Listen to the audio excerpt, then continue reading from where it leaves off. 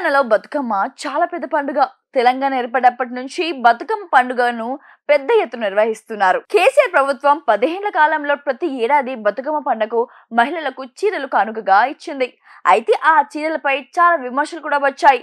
అవి క్వాలిటీ లేవని, కేసీఆర్ కుటుంబ సభ్యులు అయితే ఇలాంటి చీరలు కడతారా అంటూ దారుణంగా విమర్శలు కూడా వచ్చాయి.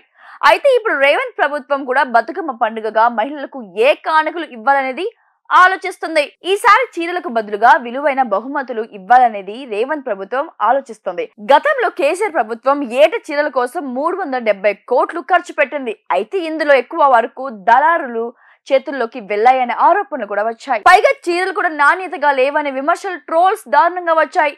ఆ చీరలపై మహిళలు సంతృప్తి లేరని రేవంత్ ప్రభుత్వం భావిస్తోంది. అందుకే చీరలకు బదులుగా ఏమిస్తే బాగుంటుందని కమిటీ వేస్తుందంట.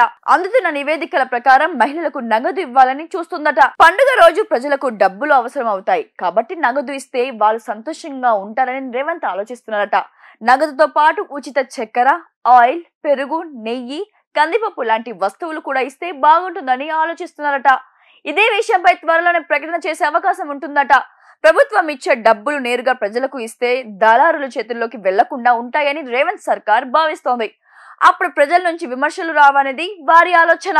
అప్పుడు ప్రజాధనం కూడా వృధా కాదు. కాంగ్రెస్ ప్రభుత్వం నేరుగా ఏదైనా ప్రజలకి ఇస్తుందనే పేరు వస్తుందని రేవంత్ సర్కార్ ఆలోచిస్తున్నట్లు తెలుస్తోంది. అయితే ఈ నగదు నేరుగా వారి అకౌంట్ లోకి వెయ్యాలా లేదంటే చేతులకు ఇవ్వాలా అనే దానిపై కసరత్తులు జరుగుతున్నట్లు సమాచారం. ఇప్పుడు ఆపరేషన్ లేకుండానే మోకాళ్లకు ప్లాస్మా ట్రీట్మెంట్, మీ ఆర్థోపెడిక్ సమస్యలన్నిటికీ రోబోటిక్ టెక్నాలజీ ద్వారా తక్కువ ఖర్చుతో శాశ్వత పరిష్కారం, ఫ్రీ కన్సల్టేషన్, ప్రతి ట్రీట్మెంట్ పై 20% డిస్కౌంట్. ఈ ఆఫర్ కొద్ది రోజులు మాత్రమే. త్వరపడండి. V9 hospitals 9281465842.